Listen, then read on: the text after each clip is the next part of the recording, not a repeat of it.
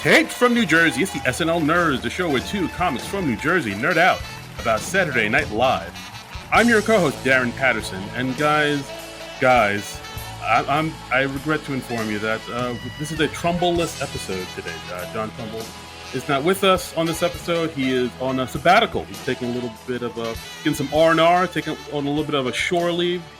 But folks, rest assured, don't fret. This podcast is not going to be just me babbling incoherent nonsense by myself in a room by myself like a madman. No, I'm going to babble incoherently to my guest co-host today. He and I used to run a little Brooklyn show called Comic Sans back in the day, the world-renowned, critically acclaimed Brooklyn bar show, Comic Sans. And we also used to have a little podcast called The Virgin Chronicles, which was known and critically ignored. Yeah. But yeah, we'll go with that. Yeah, exactly. Ladies and gentlemen, boys and girls, clap your hands, stomp your feet for Mr. Evan Morgenstern. Thank you. Yes, reunion time. On the very podcast you left me for. That's, Yes. Yes, I missed.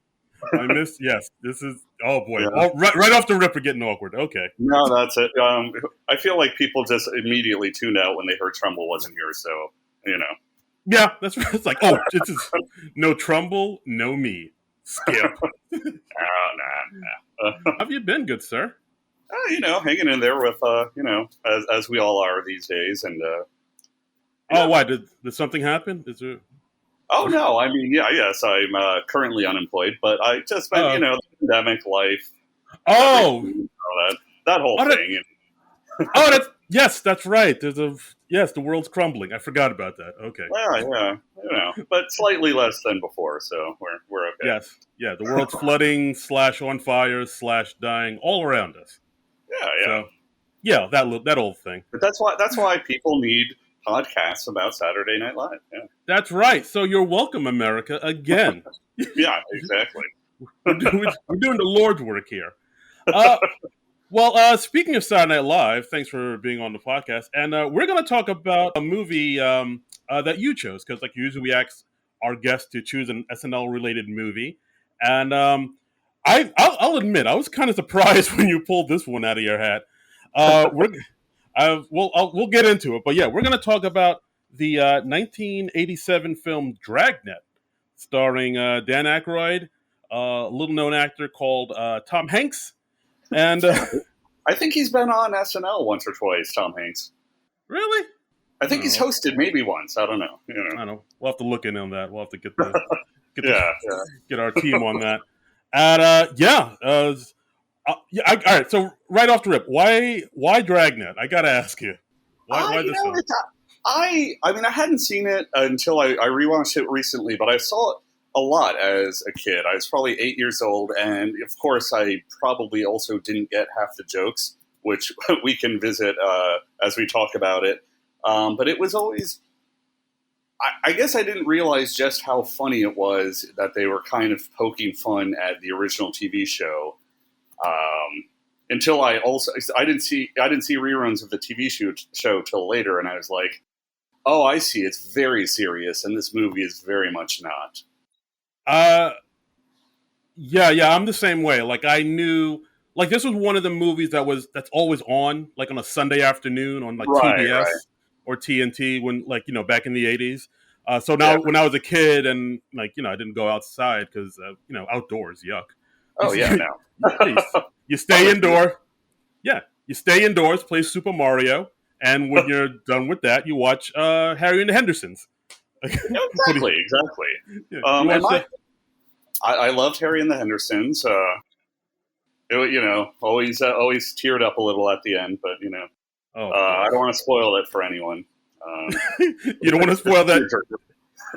Yeah. I don't want to spoil that '80s movie that's been out since. Right. That 40-year-old '80s movie, or I don't know math. All right, but before we talk about Dragnet, let's talk about Saturday Night Live. So we always ask all our guests, are you an SNL nerd? Are you a casual fan? How did you discover the show? Do you have any favorite cast members, favorite sketches? Evan Morgenstern, please take us on your SNL journey. I would say that I'm between casual and a nerd. I used to watch it a lot more when I was younger, and then for one reason or another, like let's say this past year, I haven't had normal antenna TV, so I've been watching the reruns on Hulu. But yeah, when I'm into it, I'm into it. Sometimes I go through phases where I just get lazy and haven't, kept up with it. And, I'm an old man now, so I don't really stay up late anymore. Right. I hear But you. You drink. I know well, you're an older fellow. You drink your Sanka, go to bed at a reasonable hour. right. And then if I have time to watch it the next day when I wake up, at 5 a.m., on recording. Okay, fair enough. So, what was your era? I'm assuming you. We're about the same age, so I'm assuming your era was the same as my era, which was like the late '80s. Dana Carvey, Dennis Miller, Yes. Jan Hooks, Phil Hartman era. Absolutely, absolutely. That was my main era. I mean, I continued on through high school with, the Will Ferrell, Chero Terry, and into college. But yeah, my main era was Dana Carvey, Tim Meadows, Jan Hooks, all that. And my favorite was definitely, I loved Dana Carvey at the time, but I feel like when I go back, Phil Hartman just really knocks it out of the park. I think just because he just could do the deadpan so well. Right. No, we've talked about this on this podcast many times. There's actually an episode we put out where we put out our top 5 or top 10 cast members, and both John and I both had at number 1 Mr. Phil Hartman, because like the dude could literally do it all. He could play it big, he could play it small. He did impressions, he did voices. I believe he was nicknamed the Glue, because he was he was just that utility guy who could literally do anything you needed and could elevate any sketch. I know straight face and so deadpan. This was, I would say, and with no disrespect to Jimmy Fallon and Horatio Sands, but these guys who are known for cracking up. Phil Hartman could do anything, and he like almost never broke on in a sketch. Yeah, I think there was one sketch where he was Frankenstein, and I was like, I think he was doing the fire bad. Right. I think something happened there where he did break, and it was so. That might be the only time he ever broke. It was super rare for him to break. He was that much of a professional. Because the classic when he's doing Clinton at McDonald's and he's shoving food in his mouth, and I think everyone around him is trying so hard to keep a straight face, and he's just not shaken for 1 second. Yeah, the Clinton sketch was phenomenal because he was literally he was legit shoving actual hamburgers in his face and talking with his food in his mouth. Right. He was like, right. I think at one point he even had to catch his breath because he was choking on the food for a minute. And he was like, give me a minute. But he still, I mean, my lord, I mean, Mr. Phil Hartman, R.I.P. The dude was. I would say, yeah, I would go so far as say he was the best, if not. If I had at least a top 2, it's him and Eddie Murphy. Yeah. Yeah, I would. That's fair enough. I mean, there are people that have come close. I would say Bill Hader is pretty close too, because maybe I think when he was on the show, he was kind of overshadowed by Kristen Wiig and maybe Sudeikis. But go back and watch Bill Hader do his stuff. He again a dude that did voices, did impressions. Right. He broke here and there, but he had sort of the same skill set that Hartman did, and he was really solid. I mean, he's coming into his own now with shows like Barry, and he was on the movie It. He's a bit elevated now, and people know about him now. But I think on the show he was kind of a little under the radar because everybody was all enthralled by Chris and stuff. And that's the other thing too. I mean, I think there were people who were great on the show and maybe didn't quite make it as well after the show, and people who were a little overshadowed or didn't quite get their groove on the show and then did more after the show. Yeah, no, that absolutely happens. That pretty much happens all the time. I guess off the top of my head, you could say like Jenny Slate was like that, where Right. um, the show wasn't a good fit for her, but she blossomed afterwards. Oh yeah. Yeah. Casey Wilson. Like there are a bunch of other people that sort of fit that bill. Right. But yeah, and also like just side note, I'm getting to like as I got older, I start to appreciate Kevin Nealon more and more. Like I think Oh when he yeah. was yeah, like when he was on the show, because what he did was so deadpan and so dry. As a kid, I really didn't get it. But like as I got older, I was like, oh, okay, I see what he's like. I appreciate it more. He kind of has a very sort of Bob Newhart, maybe Stephen Wright, almost Todd Barry-ish, kind of like quiet type of comedy Right. Right. style. Well, his way That of doing the news, I mean, that was for people for our age, and we were watching, talking about that era. The way he did the news was so deadpan, but it was perfect. It was just because he would say the most ridiculous things, and then uh, it came out so well. yeah, yeah. Like I mean, like like a regular news report kind of thing, where other people have sort of done it a little more goofy, a little more, not so dry, but right, like other cast members, like Norm Macdonald, Dennis Miller. They kind of added their personality into right, it. Where like Dennis Miller was all, "Hey, cha cha, this happened in the right, news right, today." Beep bop. Like he was kind of. They were both kind of playing it as like they were sort of above it a little bit. Like they were always kind of had a little bit of right, snark in their own little snark in it. But yeah, Kevin played it straight, and therefore right. it kind of elevated the material. I thought. Exactly. Yeah, agreed. All right, and that's our podcast, guys. Thanks so much for. Uh, No. We need to talk about this. We need to talk about the film Dragnet. Came out June 26th, 1987. Had a budget of 20 mil, gross 66 mil. So it was a decent hit. It made money. I mean, I think Um, part of the reason I felt, if you're doing a SNL movie, I mean, you've got an original cast member and you've got Tom Hanks, who is a staple on that show. yeah, I mean, not only do we have an original cast member in this movie, but this film was written by an original writer. This film was written by Dan Aykroyd, Alan Zweibel, and Tom Mankiewicz. Alan Yeah. Zweibel, as you know, he was an original SNL cast member. He was there for the first 5 or 6 years of the show. I think he was there from like 75 to like 87. So that's where he met Aykroyd. And of course, he went on to create what I think is one of the most like underrated, criminally underrated meta shows that I still think doesn't get its due. It's Gary Shandling's show. Oh yes, yeah. Like, That was an underrated show, and people always talk about the Larry Sanders Show, which is also amazing, and I think to a lesser degree underrated. But Gary Shandling's show itself that was a pretty that was a pretty amazing show. yeah, for those that don't know about It's Gary Shandling show, or, again, we're going off on a tangent. For those that don't know about It's Gary Shandling show, I highly recommend you check it out. It's the show that Gary did before Larry Sanders, and it was basically sort of a sitcom.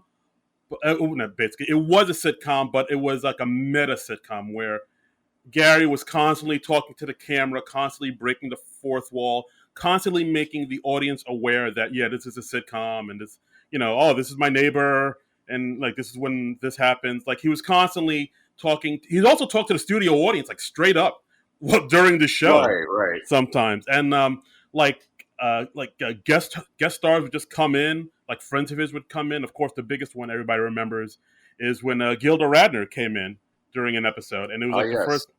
It was the first time anybody had seen Gilda in years because of course she had cancer, and she made like this big appearance on a TV show. It was the first time she'd done TV in like a number of years because she was kind of living in seclusion, and yeah, and Yeah. No, it's unfortunately, he's just. I think he was an underrated comic overall.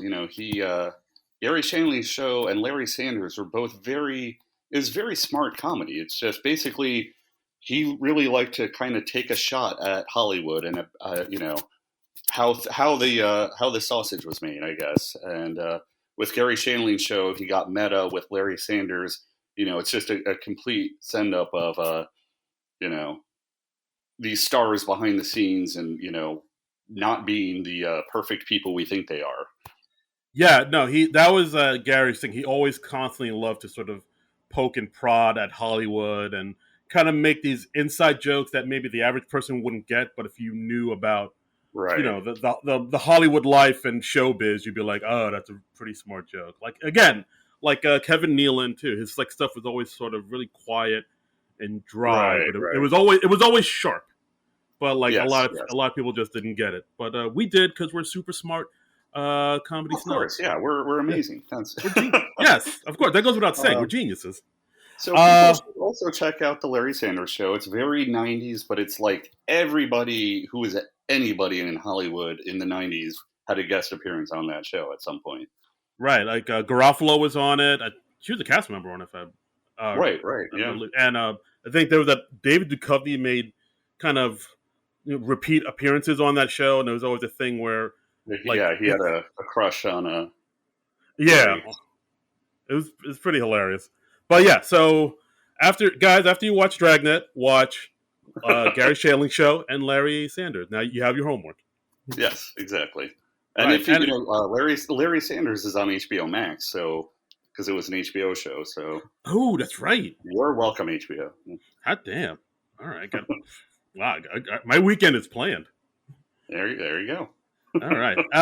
Yeah, Dragnet. Sorry. Back to Dragnet. So this film, written by Aykroyd, Zweibel, and Tom Mankiewicz, and this is the directorial debut of Tom Mankiewicz. He's a man who's primarily known for writing. Like he wrote a number of James Bond movies, including the screenplay for Diamonds Are Forever, Live and Let Die, The Man with the Golden Gun. And it seems like he was uncredited for writing Superman 2 and Superman 3. No, just Superman 1 and 2. And Lady Hawk, the film Lady Hawk. Okay. And this is his directorial debut. It seems like he's also directed a couple episodes of Heart to Heart before this and directed the John Candy film Delirious. I didn't know about the 007 movies that he did, Oh, but yeah. It seems like he was primarily a writer, but then right. he kind of, he did a little bit of directing here and there. Okay. So, Sure. all right. So, for all our younger Gen Z listeners out there, Dragnet. What the hell is that? Well, um, well, I'll tell you. So, I kind of looked into this because I didn't know much about Dragnet. All I knew about Dragnet is what I've watched from Nick at Night and stuff. And Yes. yeah, I was like, I didn't even watch it on Nick at Night because it looked kind of dry and boring. And I was like, oh, this doesn't have any talking horses on it. So then I'd wait till Mr. Ed came on. I was like, all right, now this is entertainment. Yeah. So basically, sorry. Oh no, I was going to say it was basically a living, breathing, like a full scale after school special that was a TV show. Yeah, it was basically like Law and Order before Law and Order. It was like basically one Yeah. of the first, police procedural drama shows. But As it also tur- like very geared towards, it seemed like like our parents generation who were unhappy with the subculture and the hippies and the damn kids doing their goofballs and stuff, and I these might damn, just be focusing on one episode, but yeah, yeah, these good damn, cops are going to clean things up. yeah, these damn beatniks with their long hippie hair, listening to Herman's Hermits. Yeah, smoking the doobage. Exactly. But yeah, so I mean, Dragnet was a show created by Jack Webb, who of course played Joe Friday. It actually originated as a radio show back in the '40s. That's when Jack Oh Webb wow. created it, and then it got turned into a TV show in the '50s, and it was a pretty big hit. It lasted for like 7 or 8 years. Then it got rebooted in the '60s, and yeah, it had a pretty long stretch. Like Jack Webb was synonymous with Joe Friday and Dragnet. Then unfortunately, Jack Webb passed away in '82 from a heart attack, and they kind of wanted to see if there's any juice left in it and want to reboot it. And that's where Mr. Jan Aykroyd comes in, because As it turns out, Dan Aykroyd is a huge fan of Jack Webb and Dragnet, and it makes sense because if you listen to the way like he plays Joe Friday. He has that sort of staccato, fast talking type of monotone voice. Dan Aykroyd does that in a lot of his movies. That Oh you know, yeah. that kind of micro machines, like where they're just rattling off technical jargon. Dan Aykroyd does that quite a bit. And I mean, you can just see it in the movie that he is a fan. This was not just a send up of the show. This was almost a tribute to the show, but like just in a very goofy kind of way. Right. So according to Dan Aykroyd, he said, "I've had a fascination with Joe Friday since I was a kid. Next to Clouseau, he's the most famous cop in the world. I've studied his speech inflections, his mannerisms, his walk. During filming, I listened to tapes of old shows. I even started dreaming in character, which I don't know how you do that, but all right. If there was ever a character I'd always want to play, it was this. I'm a huge fan of Jack Webb's. I basically just love everything he did. Dragnet was something I'd always wanted to do, but I never thought the opportunity would come up because I didn't know who owned the rights to the idea. When Universal called and said they were interested in doing it, I think I made a deal to write the script the next week." So this was basically like the same way Jim Carrey was in Man on the Moon and played Andy Kaufman. This is Dan Aykroyd's Man on the Moon. He got very into character, and isn't it great to just be a celebrity with money where you can actually just decide to do make believe and play your favorite characters for fun and It's make a pretty movie out of it? It's hey guys, come buy a movie ticket and watch me play make believe. Yeah. Yeah, I'm trying to think. I'd really like to play Joe Friday. You know what? I'm going to make it happen because I can. Yay, Good for him.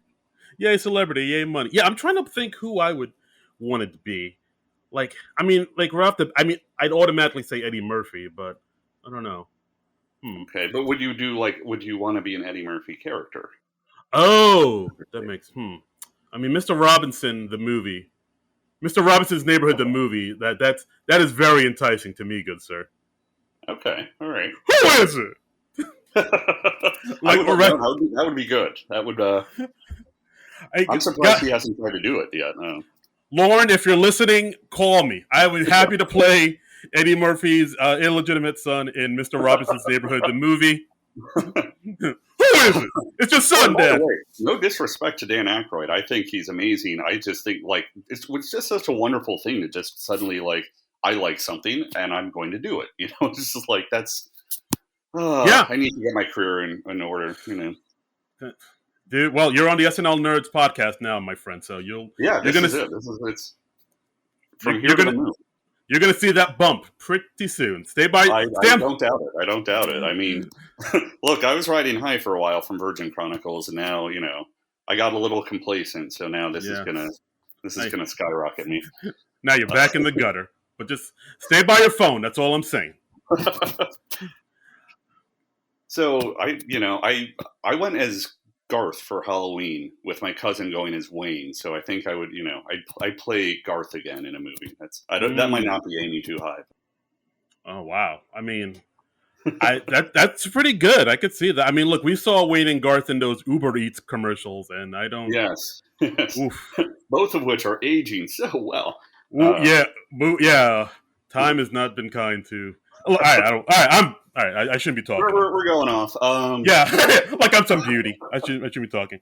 All right, but yeah. So this is Dragnet. It has a huge following. So much so that I totally forgot that they tried to reboot this in 2003. I did not know that. Yeah, they did. Dick Wolf tried to bring it back with Ed O'Neill as Joe Friday. That's right. Ethan Embry was his partner. Right. Yeah, it was only on for a season, but it has a following. Okay, yeah. I mean, and if they want to reboot the movie, you and I can play Pep Streebek and Joe Friday. I could see that. I've been looking for a buddy comedy for you and I to do for years. So I just Dude. haven't found the right one, and that's why we haven't done it yet. Yeah, I mean, That's Black the Guy. only reason. That's the only reason. I That's the mean, only reason. we could do Lethal Weapon. There's always that. Riggs.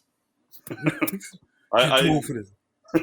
yeah, I'm not gonna. I don't think I can do an Australian accent, but I don't think you need to though for that.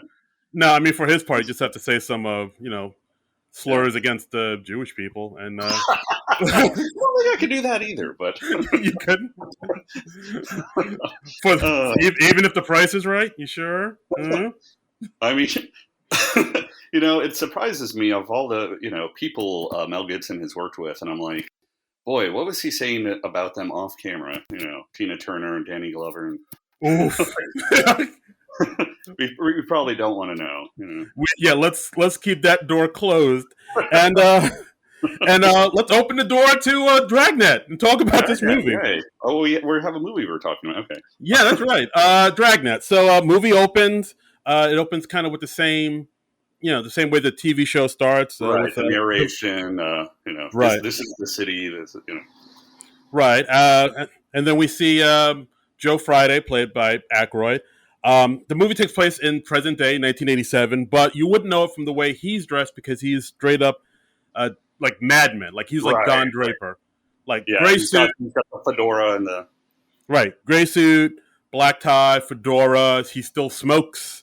Eats hot dog. He's a man of a bygone era. And they do reference him smoking as a negative at some point in the movie. Yeah. When the street toughs come and right, hey man, give us your smokes, old man. Yeah, I think that I saw the movie when it came out when I was like 7 or 8 years old, and when I was 2 years old. And my dad didn't really care about what I saw. Like he let me watch like the old Arnold Schwarzenegger action movies when I was like 8 years old. So looking back, I'm like, oh, this has some content that's maybe not kid friendly, but it went straight over my head. So, oh, you mean the kid friendly? The content that's not kid friendly when the movie starts with a man dressed as a firefighter lighting a stack of porno mags in a warehouse on fire. There's that. And he's threatening a cop. Yeah, and he's threatening a cop, saying, "Tell Jerry Caesar he's out of business," and throwing a business card at him that says the word pagan on it. You mean that type? You mean that type? Coffee at the strip bar. We'll get into that.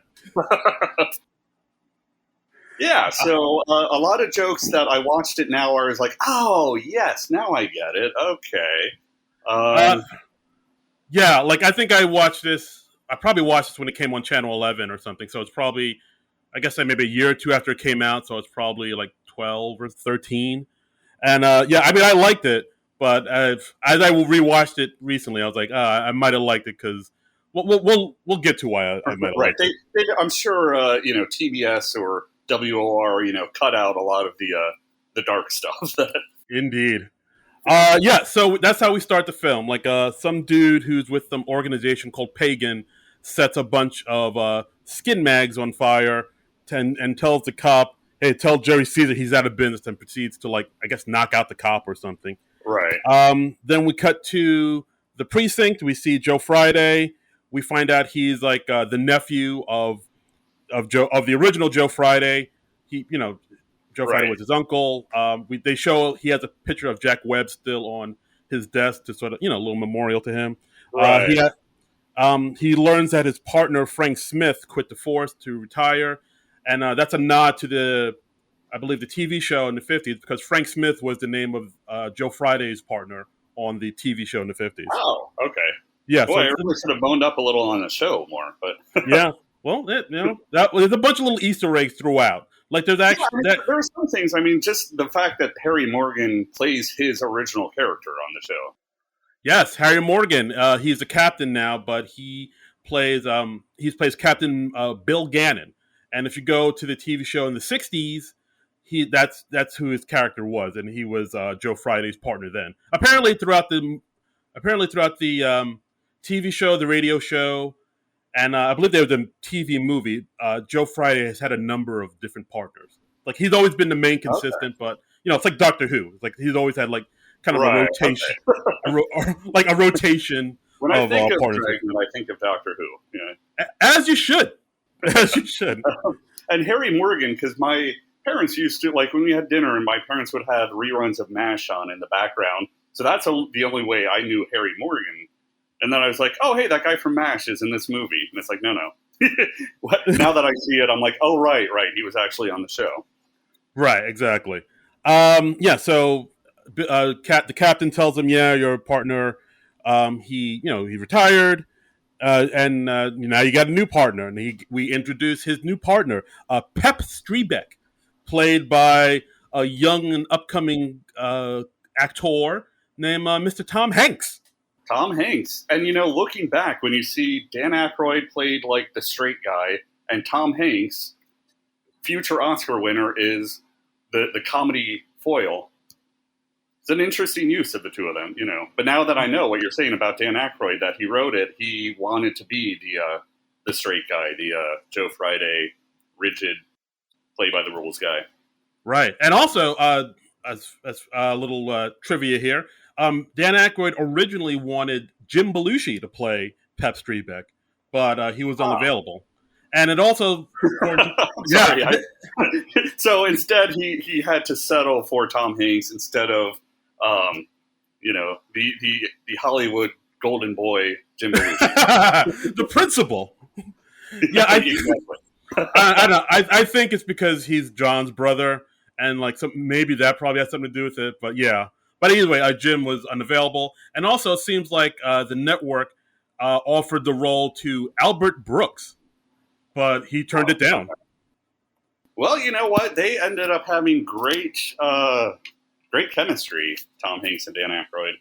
Yeah, I mean, this is in Tom Hanks' early days. He hadn't even done Big yet. I think this movie came out. This movie came out a year before Big, so he was post Bosom Buddies, but. And post, I'm guessing, Bachelor Party, but pre-Big, pre-The Burbs. Right. Like, I think at this point, the biggest thing he was in was Splash. Ah, yes. So Pep Strebeck, Tom Hanks, of course, he's like the young, kind of, lackadaisical, kind of, bend the rules a little bit type of cop. Right. Whereas Joe Friday is more the by the books, straight laced type of cop. So wackiness will ensue, yes. Right off the rip. I believe at one point Friday calls Strebeck a hipster freebird cop. Yes. Which I don't know if Strebeck is listening to his Walkman in the car. Exactly, listening to that rock and roll jazz. And he tells him he has to, dress better. He's dressed as a wacky punk, and he has like long hair, is unshaven, and then Friday says, "You need to get a haircut, Mister," and he just does it immediately. There's no pushback. Right. It's like, all right. So they get called on a case. There was a theft at the zoo. Someone stole a bat, an anaconda, and they cut off a lion's mane, so the lion has his hair is in a mohawk, type of thing, which is very curious. And then we cut to a scene which is probably why 12-year-old Darren liked this movie so much. They went to the person's mansion, Jerry Caesar, who owns Big Magazine. It's basically It's a Playboy kind of thing. He's basically Hugh Hefner kind of character. Yeah, Hugh Hefner, Larry Flint, played by the great Dabney Coleman, who kind of plays it. He plays it interestingly. He has like a Southern accent. I think Dabney Coleman. Yeah, sort of like a speech impediment kind of thing going on there.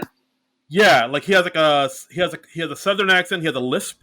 I believe Dabney said he was going for like a Tennessee Williams type of voice. Interesting. All right. It's a choice. It's a choice. Hey, it worked. Yeah, I believe as Joe and Pep drive up to the mansion, Joe already is not crazy about him. He describes him as a softcore porno lord, Right. because he makes his money off of boobies and the such, and Yes. and of course as he drives into the mansion, of course scantily clad women all over. Just to remind Yes. you that this movie does take place in the 80s. Yeah, there's Gratuitous. definitely a not really holding back on the gratuitous half-naked women kind of thing. Right. Although this movie, I will say, this movie is PG-13, so you don't see straight up, naked honkers. But you see, I mean, they cut a little close in that in the strip bar scene, but yeah. yeah, the strip. We'll get to the strip bar scene. Sorry, I'm rushing to it. You really want to get to the strip bar scene, dude? Uh, Dude, take it easy. Yeah. So they talked to Dabney Coleman. He says that, they burned up they burned up all my copies of Bait, the 25-year edition. And this won't stand as a travesty. And find out who did this copper. He talks right. down to them. Joe Friday says they'll solve the crime, but he doesn't. He just lets them know he doesn't like him because he's a smut peddler. Right. I gotta do my job as a cop, but that's the only reason I'm doing this. Yeah, and of course, Pep Strebeck is the type of guy who seems to know the names of all the playmates or bait mates, as they call them, and their profiles, all their favorite this and their yeah. I mean, Pep Strebeck is a straight up horn dog throughout this entire movie. Yeah, they really do keep going back to that. Yeah, like he's. I mean, we'll get to it, but like he seems to just be sleeping around with all the female cops who are extremely attractive. Yes, apparently the LAPD is nothing but beautiful people. That's right. Go figure. Like if you can't get a job in modeling, you can be a cop. Yeah. Yes, absolutely. Or it could be your side hustle, as it were. Yeah, I hear people go out to LA to be model-looking police officers. Yeah, that's what they go for, as evidence in the music video, which we'll get to. Oh yes. It's the city of crime. Oh my god, I think I had that on 45 too. Oh my god. Oh, Evan, say it ain't so. Oh, and it was a popular video on not just MTV, but on like Nick Rocks. Nickelodeon had the Nick Rocks show to show the latest hot videos that was playing with the children somehow. That was playing with Nickelodeon? Yeah. The fuck is all right? All right, you just blew my mind with that one. I can't. Wow. Well, in the 80s, it was fine for kids to see, again, scantily clad women and stuff. It was a different time, It was okay for kids to see men wearing pagan masks and lamb leggings. And it was a simpler time. Yeah, exactly. Oh boy! All right, so the cops pull over for lunch. We see. Oh, by the way, and I just want to say, when they show up to the mansion, when they first go to the call box to let them know who they are, and the first thing, one of the women in the mansion says, "Oh, great, vibrator repair, finally." And as a kid, I did not get that, and now when I watched it, I'm like, "Oh, oh, okay." All right. So I mean, a neck massager. Okay. Yes, and of course, this deposits that there is a person whose sole job is just to repair vibrators. Right. Exactly. Is there a market for that? I'm gonna look it up after this. LA is different. I've only been to LA once, so I can't speak to the culture. All right, so the cops, Pep and Joe, they stop to eat lunch. We see Friday eating 2 chili dogs. Pep has a fruit salad because he's a health nut, of course. And it's funny because because they first show the food and you think, well, Pep Strebeck, he's the wild guy. He's the one with the chili dogs, and it's the little things. Yeah, that's weird. I guess because he's eating a fruit salad show, he's like the new age type of Right, youngster. right, And I guess around that time in the '80s, people were getting more health conscious, jazzercise and the like. So maybe that was it. right. But Joe is like he's a full blooded American old school guy. He's His chili beer's dogs. cold and his chili dog's hot, and That's right, and a cigarette in between. right, right. And so as this happens, we see that the guy's cars get stolen. Yes, And yeah, so then they have to walk back to the precinct. Um, because the Pep left their keys in the car, which, as a Yes, cop, as you do. yeah. Yeah, even that I was like, he just left his keys in. I mean, Even he's a police officer, but here I see in New Jersey they actually have PSAs about not leaving your keys in the car are because your people? car will be stolen and fenced for drug money or something. Yeah, like are people still doing that? Yeah, I hope not, but I don't know. I thought we yeah, evolved past that. People, come on, guys. yeah. It's a city of crime. It's a city of crime, and apparently a big problem here in New Jersey. So, City of crime. I'm gonna oh, we'll pepper get that. there. I'm gonna pepper that throughout the episode. Um, so yeah, so we have the guys walk back to the precinct. Bill Gannon tells them about another heist that just happened where somebody stole some chemicals from a freight train, and then he Yeah, also warns them, "Hey, it looks like the pagans struck against all these chemicals from this freight train. Also, be on the lookout because people are stealing cop cars." right, You right, know, ironically, they got their so they have to get a replacement car. They go to the freight yards. They find out that the chemicals have been siphoned from the train cars, and it's this weird chemical thing where if you mix the two together, it'll cause it'll cause the eyes to burn, lungs and throat to burn, and cause vomiting and possibly death. right. So be on the lookout for that, kids. Yes, exactly. Uh, And watch the movie to find out what chemicals those were, because I don't remember exactly what they said. yeah, there's a lot of jargon that got kind of just like spit out really quickly. I was like, I don't have time to write down Yeah, all that. I'll just say chemicals. That's easy enough. they're chemicals. Yeah, check Yeah, the dark side. yeah, exactly. Oh, don't I'm look. kidding. We're not saying to do that. Absolutely not. Absolutely Non not. I non-production says don't do that. no. If you do that, you do that. But we didn't say to do that. We didn't say. I no. Absolutely don't do that. Okay, we gotta. Oof, oh boy. All right, so the cops go to a newsstand, get some magazines, and we see that the TV they're playing, and we see it's like this religious talk show hosted by the Reverend Jonathan Worley, played by the late great Christopher Plummer. Yes. Who Yeah, yeah, only yeah, was it this past year we lost him. yeah. Passed away in February. R.I.P. Yeah.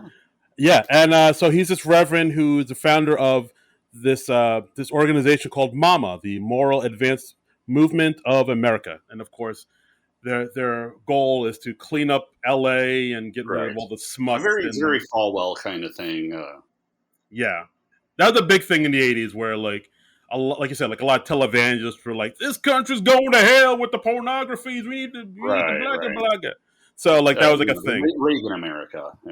Exactly, American values. Yeah, God. Yeah. All that stuff. Yeah. Yeah, and of course he has on his guest to show the police commissioner Jane Kirkpatrick, and they seem to have a really tight relationship. Like the two of them really see eye to eye about cleaning up the Right. city, and the mayor's not doing enough to clean up the city, and pagans running wild, and we need to blah blah blah blah, got the curve and blah hey hole and stuff like that.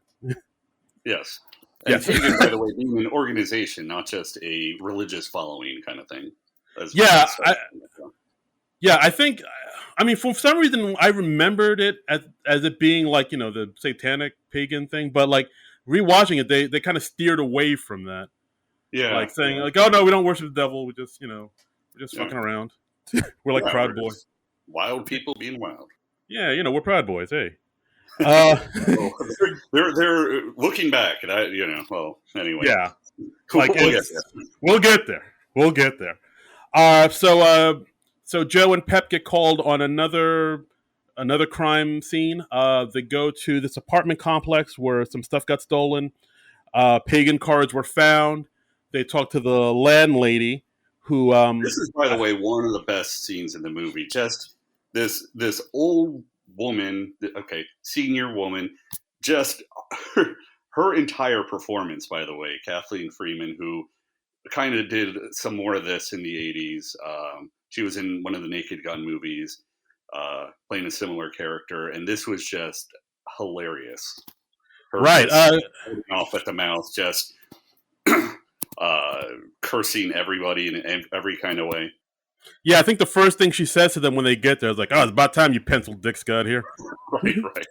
So right off the rip, and also, like you said, Kathleen Freeman. She actually has performed with, or was in a movie with Dan Aykroyd. She was the nun in the Blues Brothers film. Oh, okay. See, I did not know that. Yeah, she's one of those character actors where you may not know her name, but if you see her, Oh, you've definitely seen her, yeah. yeah. And I believe she was actually on the original Dragnet too, if I'm not mistaken. Okay. So yeah, so they put her in there. Yeah. So basically, she's out, cursing up a storm, saying, "Yeah, this deadbeat dude named Emil Muzz stole my wedding dress. He skipped out of his apartment without paying 2 months rent. This goddamn son of a blah blah." And he had all these cards, and we see it's the same business cards because crime organizations have business cards, and we see they found like a stack of the business cards at in his apartment. Yes. And it was a great scene. She was a really good actor. She was really good acting in this scene. And as it turned out, she was in the show Dragnet in the '60s. Okay, all right. So nice to have her back. Yeah, another nice little Dragnet connection. Yes. So she goes on to tell them to see if they could track the guy down. She threw a lot of his stuff in the trash and the garbage, because she was all upset with him because he skipped out on not paying rent. But she held on to it for a while because she has a heart, goddammit. Yeah. Yeah, I have a heart, goddammit. Yeah, exactly. So the boys, sift through the trash trying to find some clues. They find a Polaroid picture of some people posing at Muscle Beach with a phone number in the back. So there's like, phone number. Let's try to call this number. And then I'm sorry. Wait, what am I saying? Oh, a 7-digit phone number.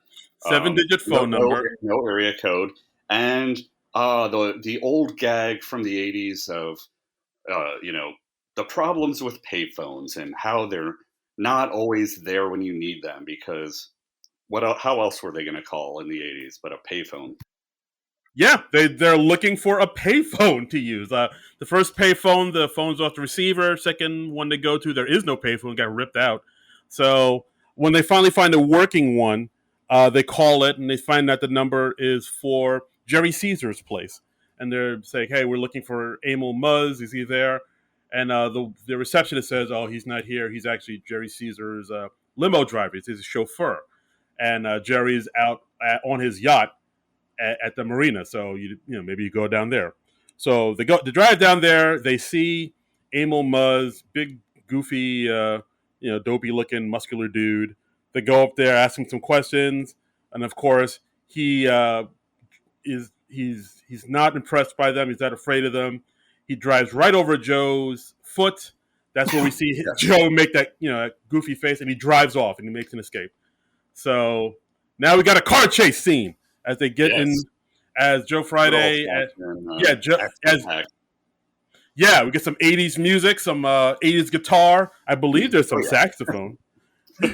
Of course they're driving through the marina. They smash into rowboats. I think they drive through a flea market at one point. Yeah, with a bunch of stuffed animals. Yeah, through some stuffed animals. They drive on the beach, not the boardwalk, the beach. The sand, yeah. They're driving on the sand, like around surfers, and then they end up crashing into a lifeguard station. So I don't know. I saw this as like them trying to interject a little '80s into it because I think if you watch the old Dragnet, it's kind of a lot of dialogue. There's not a lot of action in it. Right. So I feel what we need in our cop movie is an action-packed chase scene. Yeah, I feel like 80s audiences will get bored otherwise.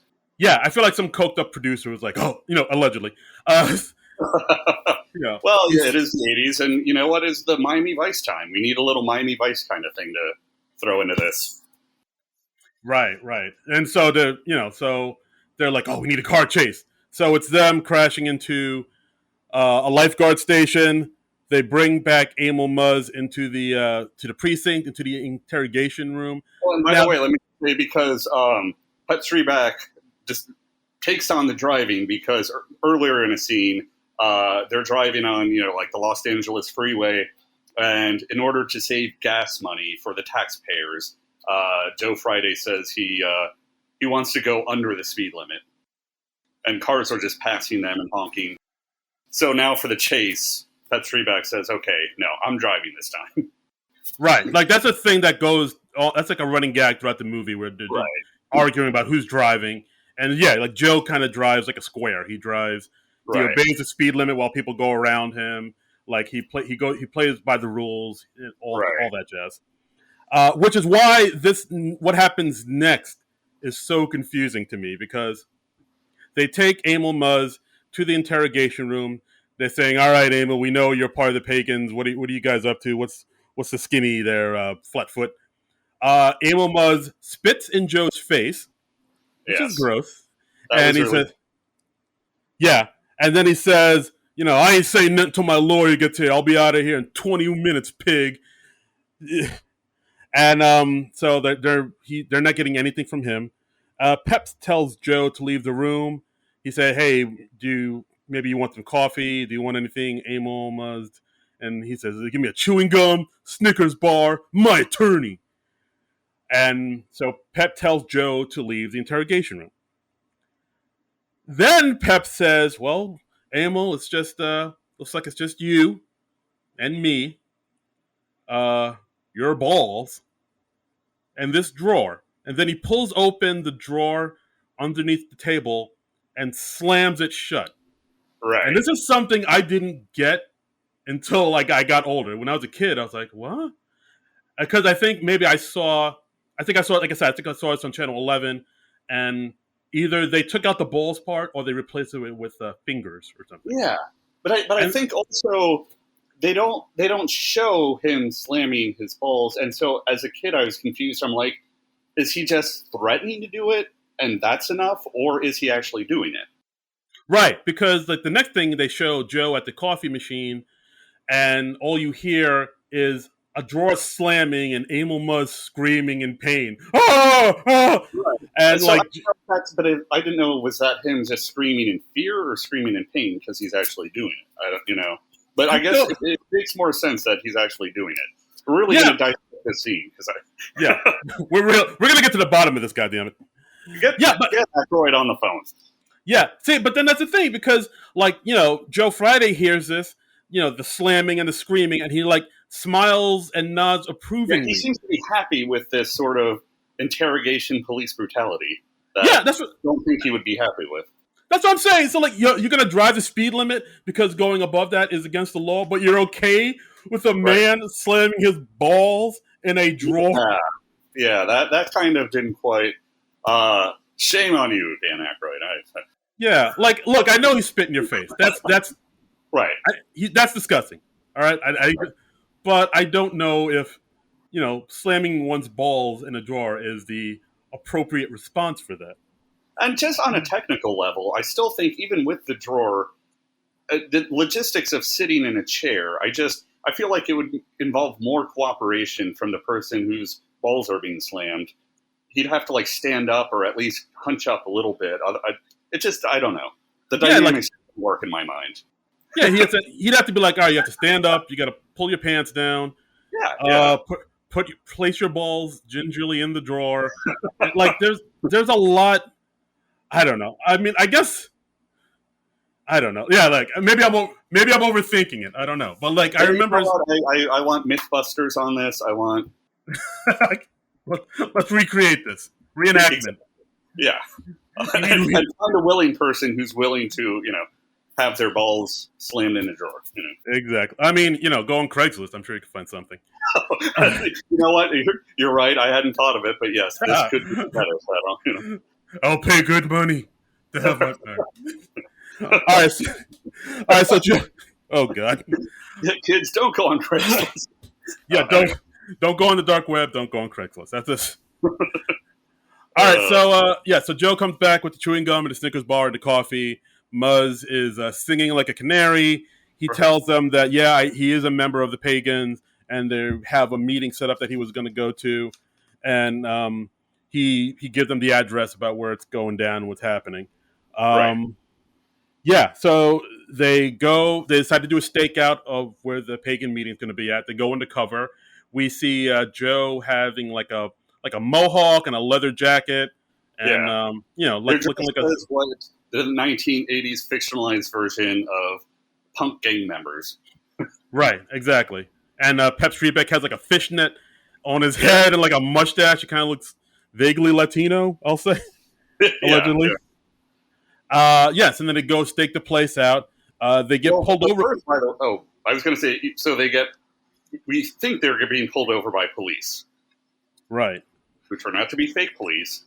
And I don't know which one was which, but I did see in the credits that one of the fake police officers I'm sorry if I'm stepping on your toes here. No, go for it. One of the fake police officers who, they just want to make they're pagans, and they just want to make sure that, that when they pull them over, that they're also pagans going to this location and that they're not just random people. And one of the police officers is Peter Aykroyd. Oh, I did not know that. I should have known that. Yeah, no, that's the one bit of trivia I can bring to this. Yes.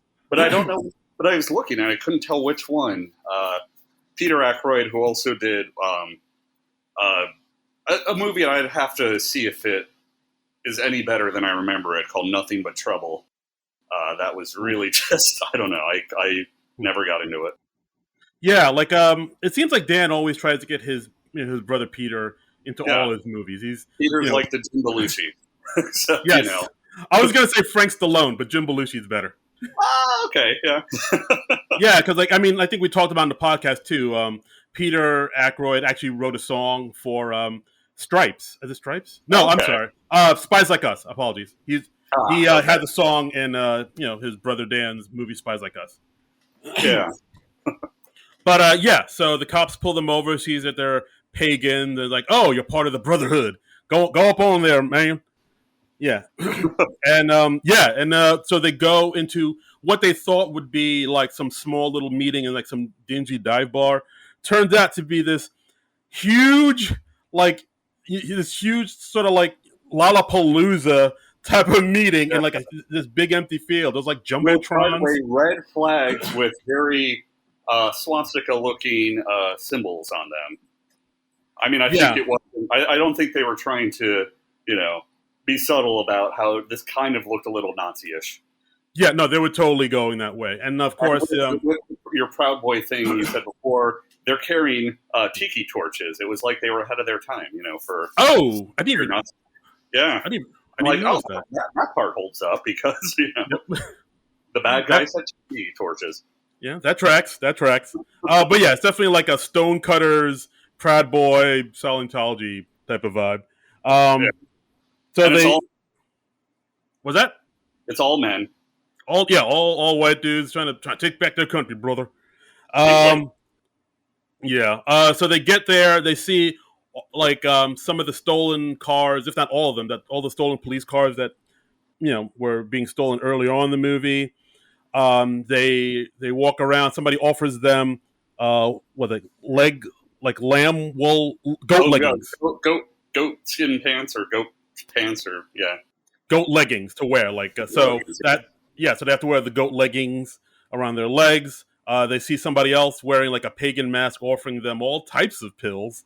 Yeah, these sort of like goat masks, and just a tray full of colorful pills. Yes, exactly. It's very Valley of the Dolls.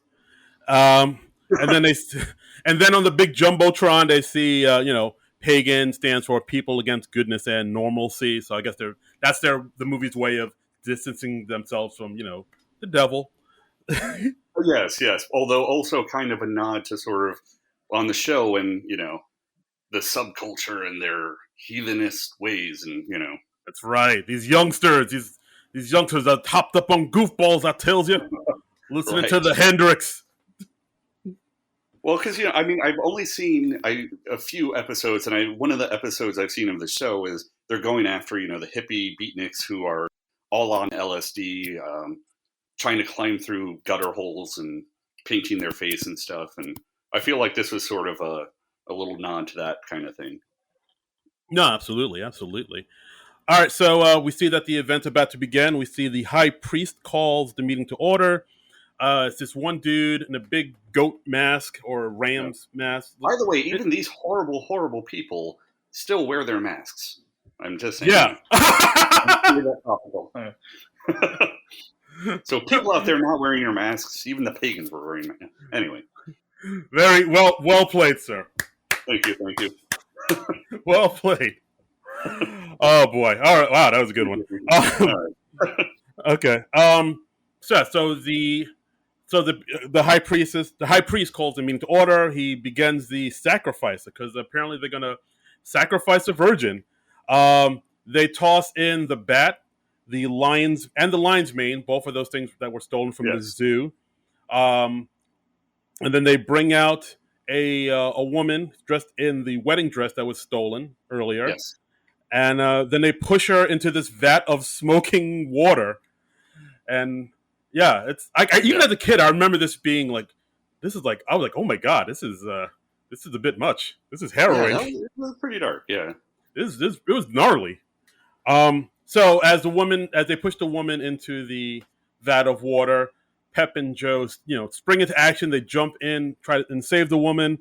And of course, in the vat of water already is the anaconda, the snake that was stolen from the zoo too. So it's them trying to rescue the woman. They find out she's a virgin, which kind of is pretty much another running gag throughout the movie that she never had sex.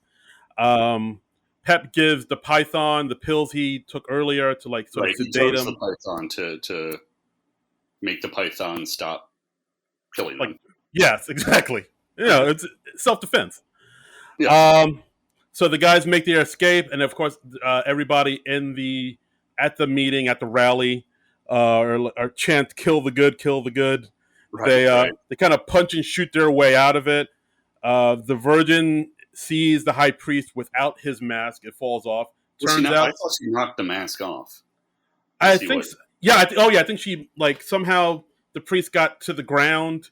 And she knocked his mask off, and she saw his face. It was, of course, Reverend Worley, Christopher Plummer. Yes.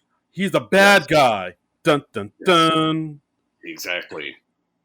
And of course, he tries to hide his face and run away.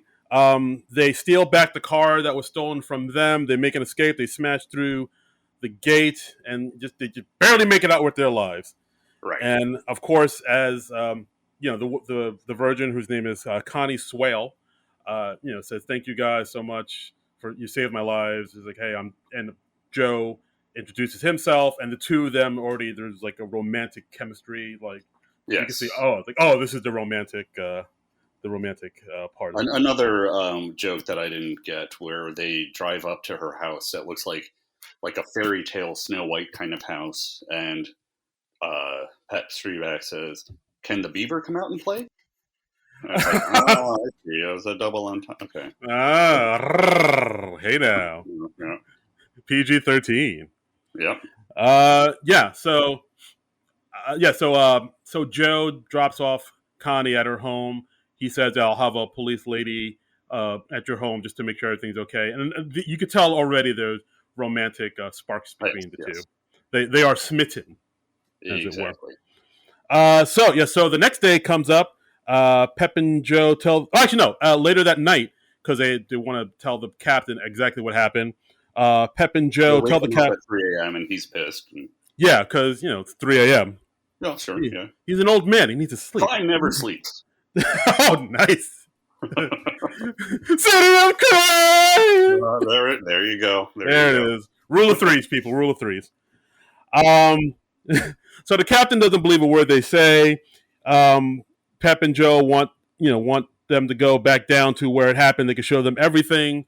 So Pep and Joe and the captain and the police commissioner go down there, and turns out nothing's there. It's absolutely empty. Right. The Jumbotron, I don't know how they took down a Jumbotron from the mountains like they did. Right.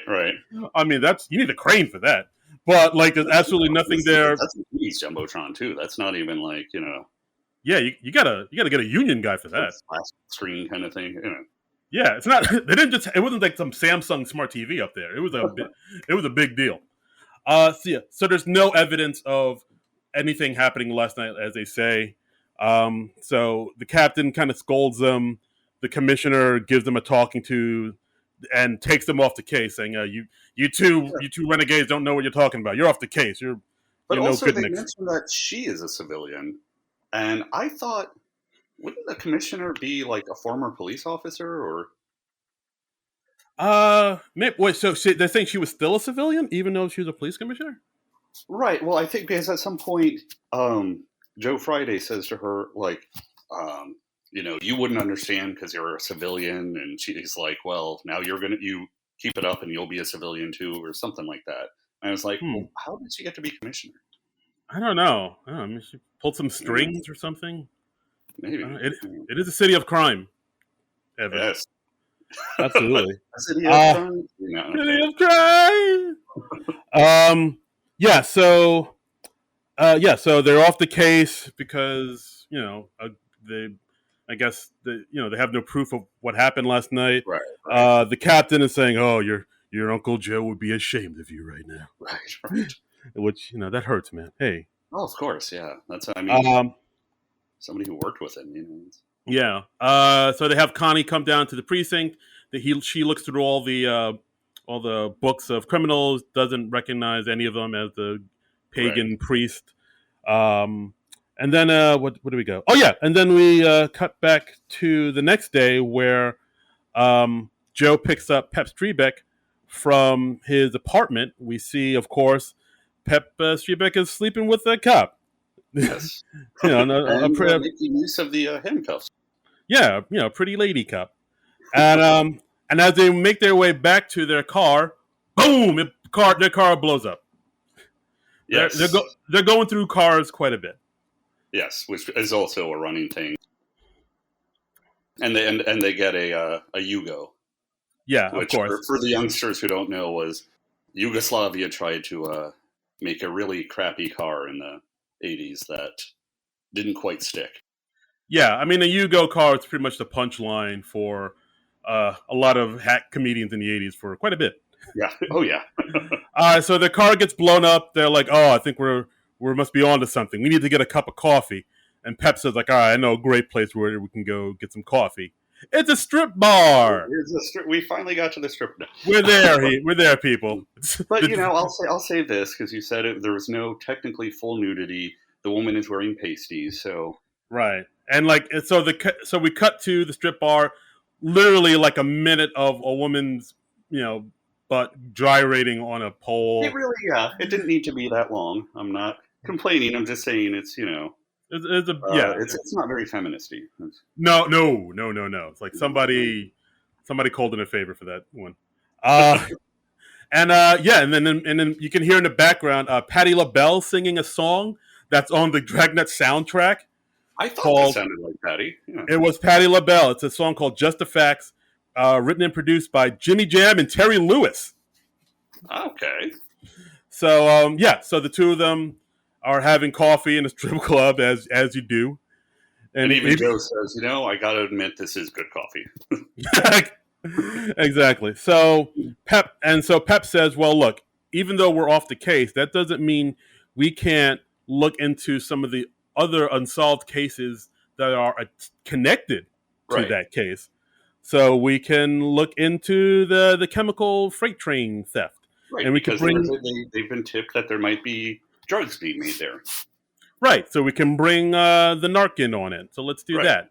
And so Pep makes a call to some of his connections through narcotics, and he finds out that there's an illegal drug lab in this milk front, this milk company front. It looks like it's for milk, but it's for it's a front, it's a cover. Yes, right, and exactly, it's selling drugs in there. It's selling the devil's play toys. Smack and pow and boom. Yeah, exactly. So we see Joe going by himself into this sketchy part of the neighborhood. just waiting for Pep to get there. And, then we have this little scene where Joe gets approached by some street toughs. Yes. One white dude, one black dude, one Asian dude. I was going to say, to their credit, they kept it diverse. They Yes, didn't just, it's very very Benetton. right. And But the Asian guy has nunchucks. the Asian guy does have nunchucks. I look at some of these older movies and through my PC, lib eyes, and this I actually was surprised not to find too much that wouldn't hold up now, but that was a little like, okay, the Asian guy has nunchucks, really. Yeah, I wrote that with like exclamation points, like, oh, the Asian guy has A, no lines, and B, nunchucks. Okay. Right. Yeah. Yeah, but we also see that Joe can handle himself. He's able to, rough up these hoodlums, and No they gun. go run. Yeah. No gun. He's a man's man. All he can do the fisticuffs. Exactly. And like as he takes them out and he arms them and they run away scared, he just looks at them, shakes his head, and goes, "And on a school night too." On a school night, yes. Because they're young ruffians and they should be in school. Yes. Right. So next scene, we see that Pep is there with the narcotics team. They smash through the milk company with a tank. Yes, I wondered as a kid. I'm like, does the police department get a tank? And as we know these days, yes, sadly, some police departments do have military grade material. Yeah, I mean, we'll talk about that. Yeah, there's another scene later on in the movie where that definitely. Yes, and on the battering ram on the tank is "Have a nice day." Of course, was a fun touch. Politeness. Yeah, because I do remember that being a thing, like in the '80s, where cops would bust in with tanks through through the hood of Compton and lower income neighborhood and just like rough shit up. And defund the police, people. I don't know what to tell you. but exactly, so they smash it. They don't need tanks. Yeah, so they smash into the place. Turns out it is a milk factory. There's no drugs here. Milk spills everywhere. It ain't looking good. It's not a drug lab. So as they leave, they apologize to the milk people, and then I guess nothing happens. No harm, no foul. And I think because he mentions, he's like, well, technically, because we had a search warrant, they can't really do anything, but they're not happy. Yeah, how about that? Yeah. The police, even in the comedies, Yeah. But then as they leave, we find out that the chemicals were actually in the catering warehouse next door. So maybe they moved it or something. So they were close, but no cigar. Yeah, they might have been tipped off that this was going to happen. Right. So as they make their way back home, calling it a night, they drive back home in the Yugo. We see Pep watches some TV on his watch, which apparently as a kid, I was like, how the hell do I get that? I thought that was some Inspector Gadget shit. Like, that exists in real life. And it turns out... He may not have, but I imagine, too, though, it was small, black and white. He had a little antenna on it. I mean, it probably didn't get good reception, Yeah, that's true. As it turns out, it was a real thing. Seiko invented it. Yes, Seiko invented it in 1983, had a black and white display, and a separate battery pack / tuner about the size of a Walkman. Wow. Okay. Again, though, I'm guessing it probably didn't fare well with, reception. But yeah, reception. You probably had to stay in one place and not move at all. Right.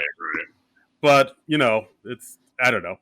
That's whatever technology. That's still pretty cool back then. Yeah, it's still pretty rad. And then so we see Pep is watching some type of foundation dinner, Law and Order Foundation dinner, where the captain is there, and we see the Reverend is there, the police commissioner, and the mayor is there. And of course, the police commissioner is saying, this town's all fucked up. The mayor should resign. There's pagans running around stealing chemicals and shit. Like, shit ain't right, and blah, blah, blah. And hula holla. And, and then, of course, the Reverend says some words saying that, things are so bad that Mr. Jerry Caesar, the smut peddler, is being generous and donating $1 million to my cause to clean up the streets. And so I it get seems very like, excited about it. yeah, exactly. So it seems like the Reverend and Jerry Caesar are like now in cahoots together. Right, right. And so next up, we see Joe dropping off Pep at his place. Joe says, "Yeah, I got to go. I have plans." Pep is like, "Yeah, plans? Where are you going?" And it's like, "I have plans. I'm not telling you." And he just takes Yeah. off. And Pep is he's very curious to see what exactly his plans are. He follows him on his motorcycle. And Yes, a super rad 80s motorcycle.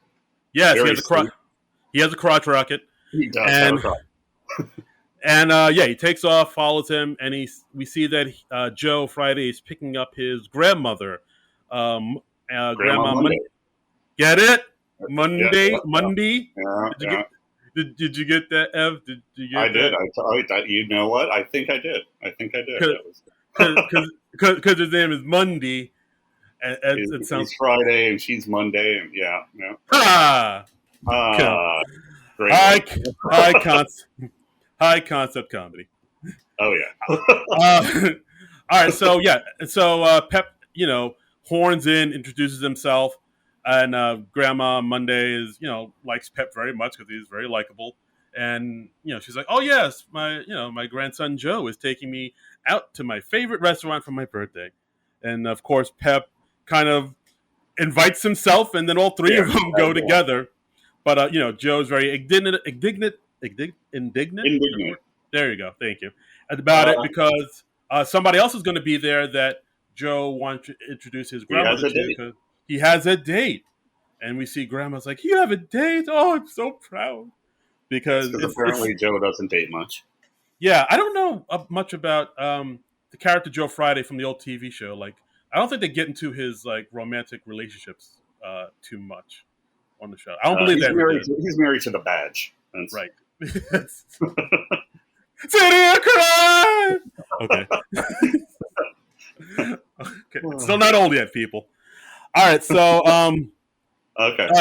So they get to the restaurant, and I guess it becomes a double date because Pep is getting very chummy with Grandma Monday, yes. And we see that Connie Swain is Joe's date, and the four of them are having a lovely dinner together. At the Brown Derby. At the Brown Derby, as you do. Very hard to get reservations. And but we also see that some other people are also at the Brown Derby. We see the Reverend Worley, the police commissioner, and Captain Gannon are also sitting there having dinner. Yes. The Virgin Connie Swain sees his face, the Reverend's face. She freaks out. It's like, "Oh my God, that's him. And so Joe and Pep are like, they're freaking out a little bit. Then Joe says, that can't be the guy. You've got to be sure because he's a reverend. He's a big time, well loved person in the community." Right, and like, are you 100% sure? Because if I do this, it ain't going to be great. And she's like, "No, it's definitely him." So Joe's like, "All right, got to arrest the Reverend." And he follow him to the bathroom to do it. Right, discreet. Yeah. So he arrests him in the bathroom, in the men's room stall while he's dropping a deuce. Yes. I don't think they washed their hands before he arrested him. That kind of got to me too. He didn't. Well, first off, gross, but also Joe didn't let him wash his hands. You'd think Joe would let him wash his hands. Yeah, hygiene, man. Good Lord. Yeah. And of course, so he walks out with the priest and the Reverend in cuffs. The police commissioner and the captain see this, and they're like, "What are you doing? I'll release this man right now, and you're off the force." Like immediately, the police commissioner isn't having it, and he demands that the Reverend is let go, and he takes Joe Friday's badge, which this bugged me. Like, how come Connie Swain didn't say anything, or no one asked him? Because like Joe said, no, this Reverend, he's the head of Pagan, and he did all these horrible things, and the police commissioner just dismisses all of it, saying that's not possible. You get out of here. You're off the force. And like There's an eyewitness right there that saw everything. Watching him, get his badge taken away. Yeah. Yeah, like, believe all women. Like, how come she didn't? No one asked her anything. She didn't say anything. Like, Not cool. No one's gonna ask the eyewitness that was there that night that saw everything. And at that point, I would just be like, "We're breaking up now." Yeah, like, I know we were not officially together, but now I can't. Well, thanks a lot. Yeah. Yeah. So the Reverend goes free, and Joe can I just say, by the way, I just want to interject that the reoccurring virgin joke, and we're the Virgin Chronicles guy. Hey, I'm guys. We're anyway. Sorry, mild coincidence. I'm just throwing it out there. Okay. Oh, virgin. Yeah. I did notice that is like a reoccurring, like I said, a reoccurring theme with this character. That there's not much to this character. Like, they just say she's a virgin. They don't say why. They don't say Yeah, they don't get into it. Saving herself for God, or Yeah, she's immediately in love with Joe and fascinated with him, but she doesn't have. There's not too much to her. She kind of talks in like a breathy whisper a lot. Like, yeah, that's the other thing. I wonder if that's her voice in real life. Like, Joe. Oh, I can tell you anything. You're so strong. Ooh. Yes. Well, they have the at the scene at the pagan festival, or whatever you want to call it, where she says, "Oh, how come yours is so much smaller than his?" to Joe, and he's like, "What?" She's like, "Your gun," and he's like, "Because I don't need any more than this." Yeah. City of crime. Why do I have a feeling when this gets edited, there's going to be like 5 of those get edited out, or I hope not. I hope it's all in.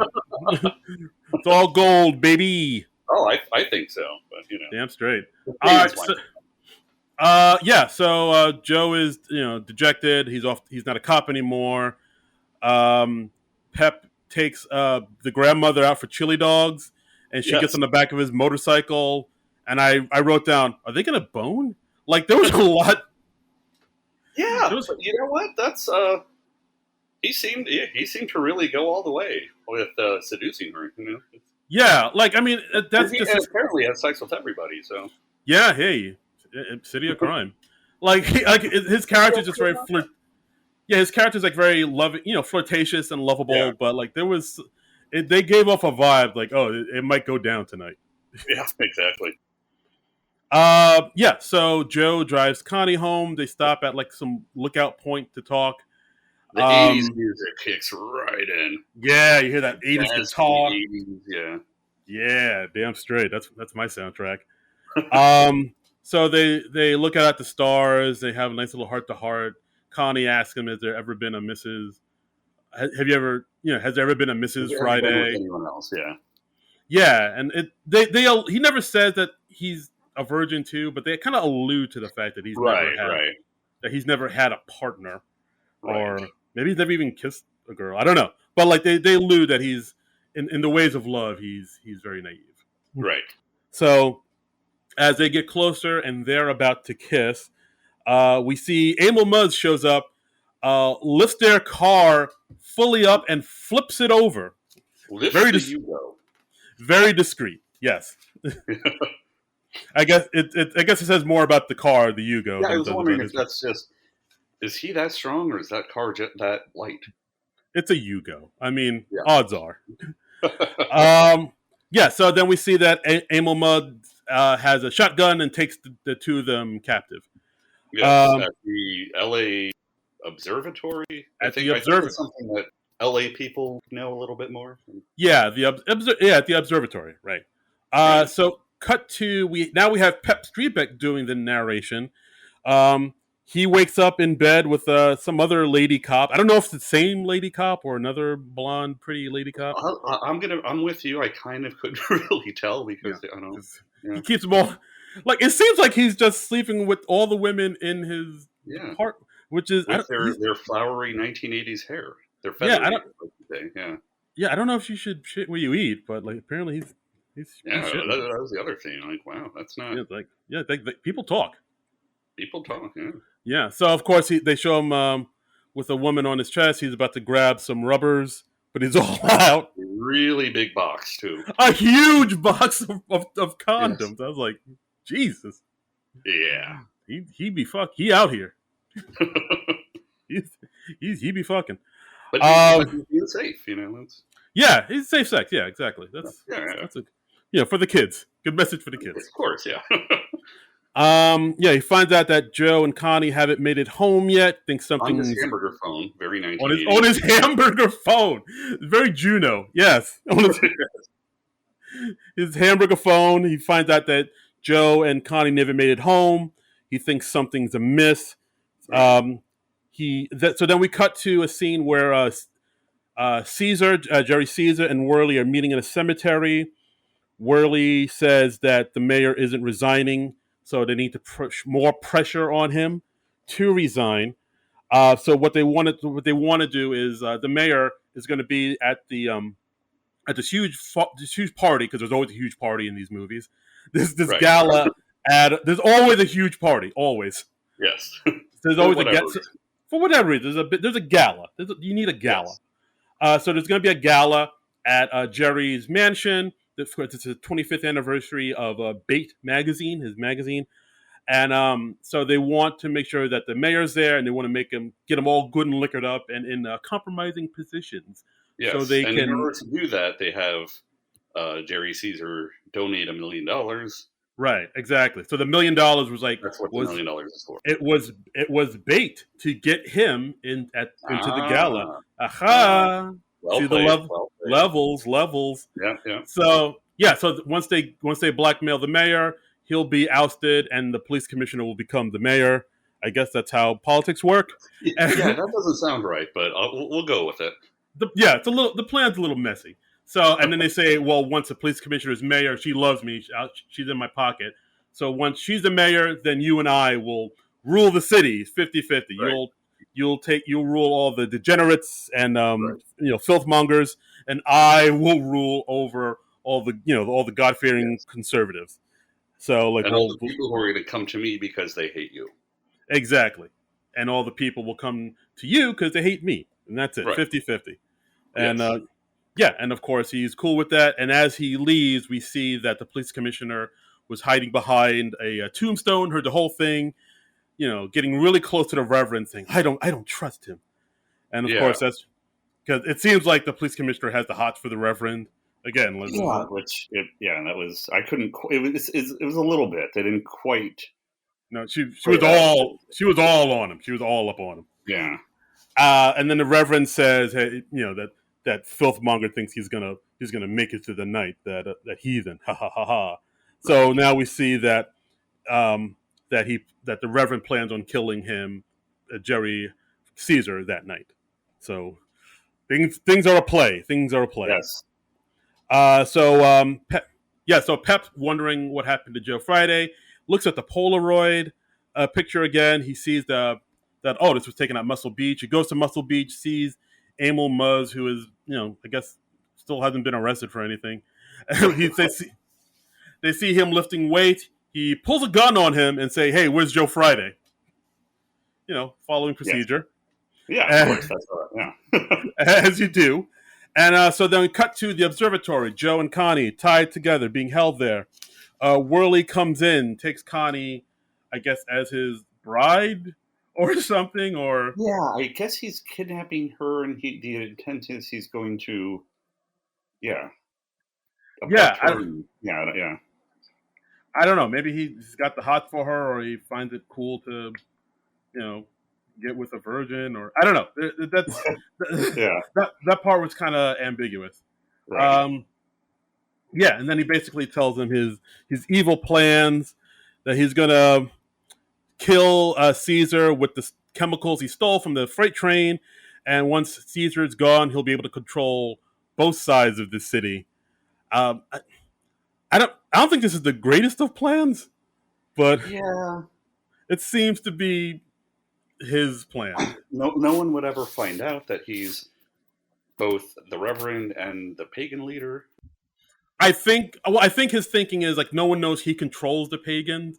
So once Jerry gets killed by the pagans, they'll look to him, the good reverend, to stop the pagans and do whatever he can to reel them in and bring honor and Yeah, and yeah, whatnot back to the yeah, city. yeah. Not the best plan, but Yeah. Also, but this does have one of my favorite lines in it, where Joe dresses him down, saying, "Just like every other foaming rabid psycho in the city with a foolproof plan, you've forgotten you're facing the single finest fighting force ever assembled." And then is it Worley, the Israelis? exactly, the Israelis. I like that line. I dug it. Yeah, So the Reverend makes off with Connie in the limo going to the gala. As that happens, we see Pep pull up in his crotch rocket, saxophone music are playing. It's of the course. '80s. Gotta have Oh, the sax. yeah, That 80s sax. I still believe. And he rescues Joe. There's a big old shootout. They make their escape. Joe gets on the back of Pep's crotch rocket, and they go after Connie. And then so they're outside the party. They see people making their way in. We see Whirly's there. Pep tells Joe, "You can't go in because you're not a cop anymore. If you go in, police commissioner Yeah, gets wind of this. Like that's it. She'll have you arrested, and that's that." So exactly. And call me Pep, Pet, because he yeah, never called me Pet. yeah, because he always Called called me him, Bub Buddy or Buddy, Junior or whatever. yeah, Uh, so he's like, I'm looking out for you, buddy. You're my partner. So you stay here. I'll go in. So Pep goes in, cases the joint. He sees that where they're pumping in the chemicals to kill off everybody in the place. I guess including Jerry. I guess they're going to kill everybody in there, including yeah, Jerry. yeah. I mean, Um, yeah, and then that we would kill see everyone. yeah, Gassing the and entire house. Yeah, yeah, be thorough. And then we also see that the people who are in the catering company who are part of the pagans, they have like a mountain of the magazine stolen from the beginning of the movie. They're pouring gasoline on it, about to set the whole thing on fire. yes. Which I Um, didn't understand why they were doing it again, but I guess I think it's all for the optics. I think because as it's happening, we see Whirly's there and he's making nice. He right. makes sure he gets the money from um, Jerry, the $1 million donation, and once A he has the check, donation, because yeah, there was no Venmo back then. exactly. It's all checks and money orders. So once he got the money, he made it his exit, and he told Emil Muzz, who's there pouring gasoline on the magazine, saying, "All right, make sure you leave the pagan calling card. Make sure you Right, leave our business cards around so everybody knows the pagans did this." And right, then I'll control them all, because like they'll look to me to save right, this city from the pagans. And so I right. guess that was his plan, which is still I guess so. Yeah, it's a it's a lot wobbly of plan. magazines being burned. I don't. Yeah, it's a wobbly plan. Yeah, they're burning a lot of magazines. Um, Pep Strebeck sees all this go down. He makes a call in to the captain. Get the SWAT team down here. They're all here. They're all Bring the here. cavalry. Yeah, Yeah, bring in the cavalry, which Gannon does. We see the SWAT team come in through with the tank. Have a nice day.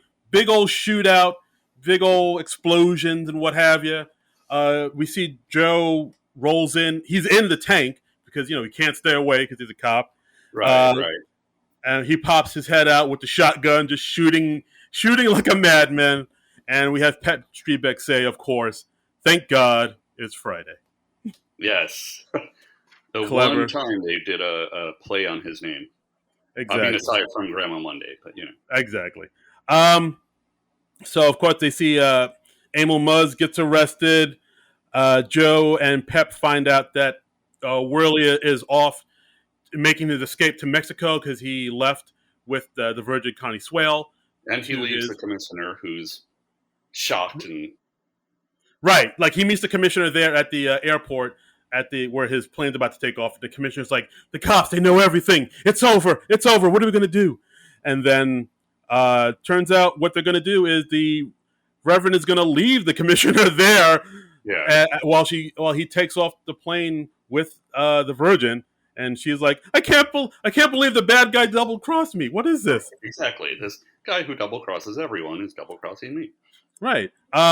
So Joe and Pep find out that he's making his way to Mexico. So, because I guess once he gets to Mexico, he's out of jurisdiction or whatever. So they say, all right, let's move. Gannon's there. He gives Joe back his badge and says, "Oh, I didn't have the heart to turn your badge in. Right. You're a good cop. Now go get him."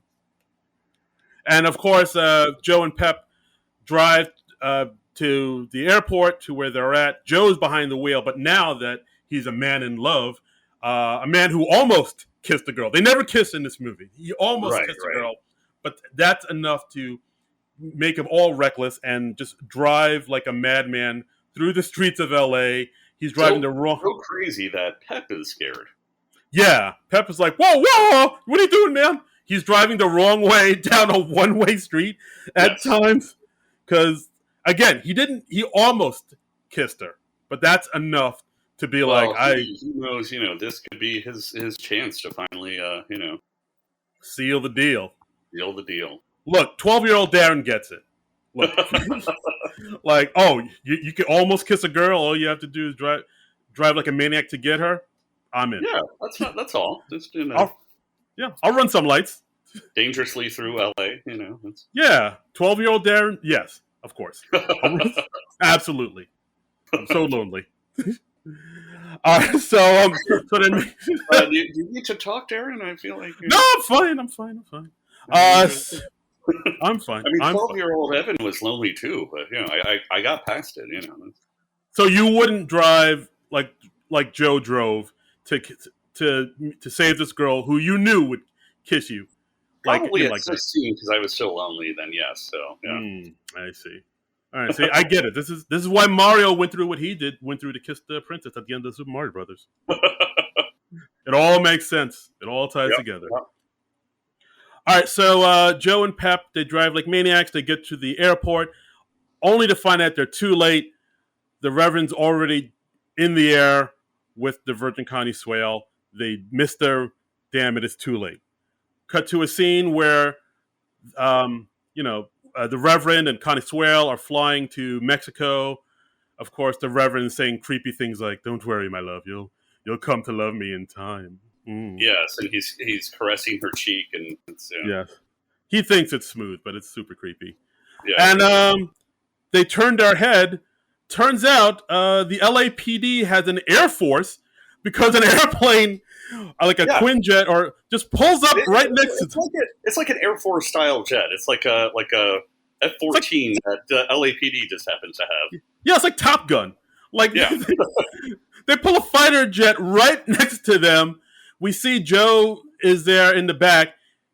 Tells them to pull over or pull down or land the plane.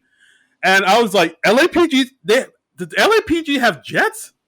Do they have jets? But not just that, but I didn't understand why the Reverend didn't just fly faster and get to Mexico. What were they going to do? Shoot the plane down with the Virgin in it? Yeah, it's just the one jet.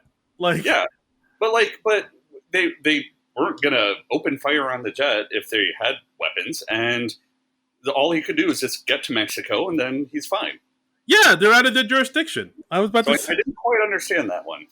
Yeah, and from LA to Mexico, that's not a far flight. You could get into Mexico from LA fairly quickly, and be like, all right, I'm in Mexico now. You can't touch me. Right. So I don't know. They dropped the ball on that one. Oh boy, yeah, defund the police. Yeah, exactly. All right, so they land the jet. The Reverend gets arrested. They do the thing on the what they do at the end of the Dragnet the show, where they show him in jail getting a mugshot taken, and they do the little crawl of he went to jail for this long, for these many terms, and for this reason. Right, exactly. It's very reminiscent of the old show. So there are a lot of nods and Easter eggs to the original show, which I appreciate. And so the Reverend gets arrested. Joe gets the girl. They almost kiss again, but they don't because Pep, interrupts him. He's like, "Oh wow, what a collar!" Right.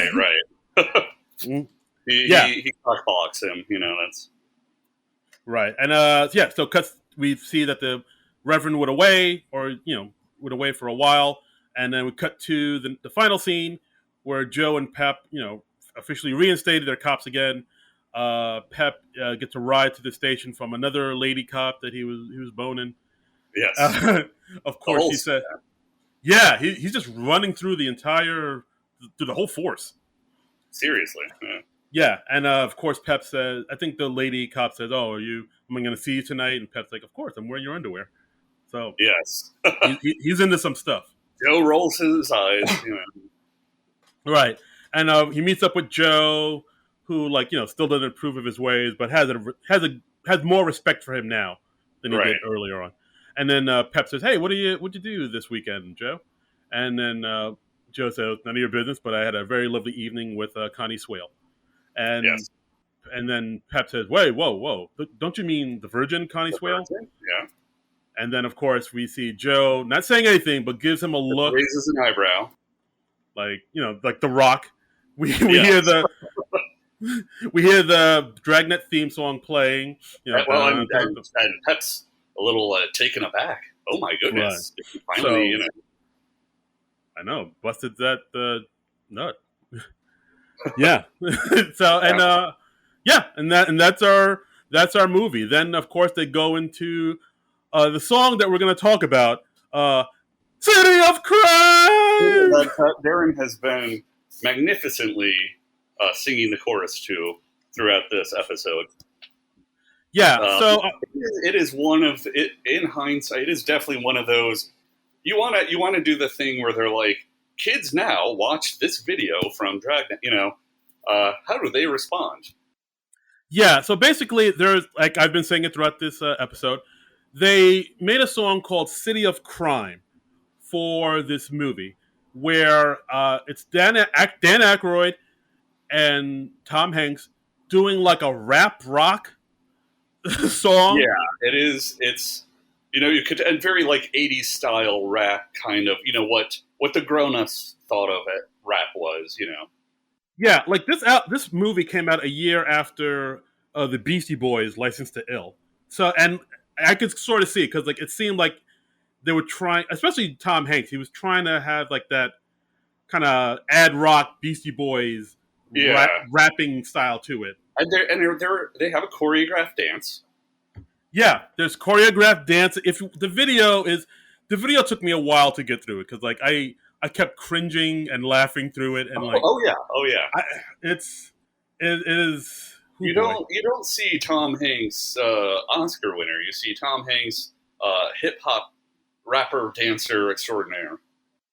Yeah, and I'm putting rapping in quotes because it's very much like and this wasn't the start to a career. Yeah, no, it was the end of it. It was a lot like, "Hey Joe, they're committing crimes. That ain't right. Yeah, we gotta arrest them and read them the right." I thought it sounded cool, and that was probably the effect. So I had the 45. Yeah, exactly. Yeah, let's get into this. Where did you get the 45? I believe it was either Specs or a place Q Records and Tapes we had. I don't know if that was a chain or not. At the record store. I mean, oh, okay. So you bought this purposefully. You went out and I need to get as a kid. So I'm sure my parents bought it for me. But I was 8 years old and I wanted to listen to this regularly.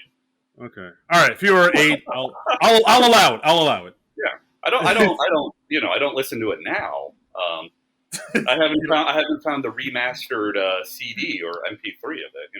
Oh yeah, it's. I mean, I guess the soundtrack's probably pretty hard to find right now, but yeah. I actually did have the full record too. Oh boy. All right. All right, but so I mean, the video is just a sight to see. You have to check it out. I recommend anyone check it out just because you just have to have seen it. Yeah, because it is like we say, it's rap rock. It's kind of, it sounds like they're trying to do like a Run DMC, Walk This Way, Beastie Boys type of vibe, but it also has choreographed dancers. It has women and look like the Rockettes and doing choreographed dance while dressed as there's a little of that going on, and it's definitely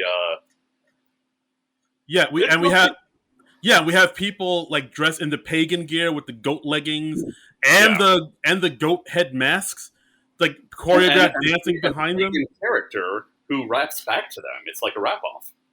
Yeah, I think It's a it's. rap I battle. think yeah, I think that guy is one of the guys that actually wrote the actual song. I'll look into it, but I believe that's Okay. one of the actual artists that like uh, wrote and produced the song Uh, and all. I'm I mean, used. I'm guessing it did not get a Grammy. I'm just I don't think it did. And okay. yeah, and it's them doing like these choreographed dance moves that are pretty simplistic and just like I don't know if they thought like I can't understand. I'm still trying to debate whether they knew this was ridiculous and they were just playing into the absurdity of it, or did they actually think this was really good? And I feel like I don't know. I feel like they. I mean, it's a goofy song, clearly, but I feel like this was promotional for the movie. I don't know. yeah, yeah, and actually, and towards the end of the movie, we see them like not in their regular garb, like the suit and tie. We see them wearing Right. like short shorts, like they're beat cops or Yeah, they look like they're traffic cops or something. Like, yeah, like they're bicyclists, and they're but they're in cops. Yeah, I don't. I was like, the fuck is this? Yeah, definitely check it out on YouTube.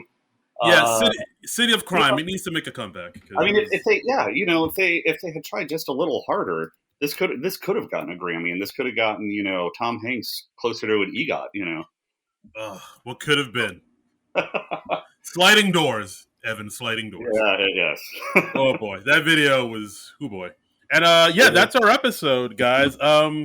Dragnet. What are your overall thoughts on the movie? Like, does it I hold think up? I think it still holds up comedy wise. I think it's still pretty funny. If you take it at face value, if you just know that it's just kind of a send up of the show, if it wasn't meant to be, um, one of the great comedies of all times, it's a good movie. I think it's funny. Yeah, I would say that. I think it's still pretty good. I mean, I, looking back on it, like 12-year-old me probably liked it because it had like boobs and butts. So that's why I thought it was great. Sure. But yeah, overall, I thought it was okay. I thought it was pretty good. Yeah, It had some good. you keep your expectations low if you see it. Just Yeah, like it's a good homage to the original show, right. but at the same time, they were trying to have fun with it too and make fun of it a little bit here and there. Yeah, yeah. I mean, the parts where they kind of try to make it more modern and more 80s, I don't know if that played quite well because Yeah, we didn't necessarily need all the yeah, excessive action sequences. we didn't need cars driving on the beach. Right, right. Yeah, like, and I mean, well, the 80s saxophone we need. We always need 80s saxophone. I'll give you Oh, you that, gotta have the music, but of course. But yeah, other than that, I thought it was all right. It was a fun little trip down memory lane, you're and I glad that dug it. I have been nagging you to see it. I am. I thank you for this. I thank you for bringing the music video back into my life. Thank you, old Of friend. course. Thank you. Anytime Yeah. I can bring some weird 1980s gimmick music videos. Yeah. Thank you. You're doing the Lord's work. And yeah, that's our episode, guys. Evan, thank you so much for being on the podcast. This was Oh, a thanks hoot. for having me. This is fantastic. This was a lot of fun. Yeah, where can the people find you so they can get more of your hilarious musings and yuck 'em ups? I'm on Twitter and Instagram as EvanJM02, and yeah, check me out there on YouTube. I have some outdated old performances on YouTube. Evan Morgenstern, and yeah. All right, fantastic. And as always, you can follow me on Twitter and Instagram at Darren Credible. At Darren Credible. Sorry, I've been drinking. That's And I held DARIN. off for this whole episode. I haven't had a drop. I'm gonna go drink now. What? Yeah, I know. that's a shocker. All right, I'm at Darren Credible. That's DARIN Credible. As always, you can follow the podcast at SNL Nerds Show, and you can follow John Trumbull at Trumbull Comic. And yeah, please tweet at us. Let us know what your thoughts and all that jazz. Also, donate to our Patreon at Non-Productive.com. Give us money so we can keep the lights on and give you all of this fine quality content. We also learned that SNL will be back on October 2nd, so we'll probably be talking about the newest episodes once they come out. But that's good. That's a little late. Yeah. No, I mean it usually comes back like around October. Oh, okay. maybe late September, but October is usually about right. Well, I will be watching this season for sure. Yeah, absolutely. But until then, we'll probably have some other episodes. We'll put out other SNL Nerds episodes about other movies. We got some stuff planned for you. Don't you fret. And that's our episode, guys. Thanks so much for listening, as always. And we'll get back to you when we get back to you. But until then, Nerds out. Morning in the City of Angels. On this particular occasion, we happen to witness a pagan ritual in progress. See that, Streamek? We're just in time.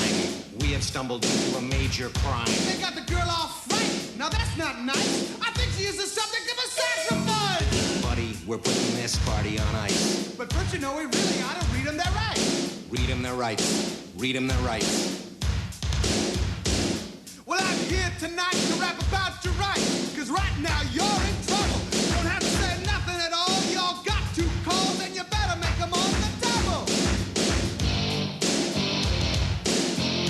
This is a city of crime.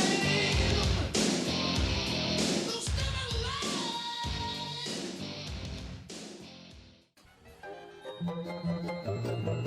alive. This has been a non-productive media presentation. Executive producer Frank Hablawi. This program and many others like it on the Non-Productive Network is distributed under a Creative Commons Attribution Non-Commercial No Derivatives license. Please share it, but ask before trying to change it or sell it. For more information, visit non-productive.com.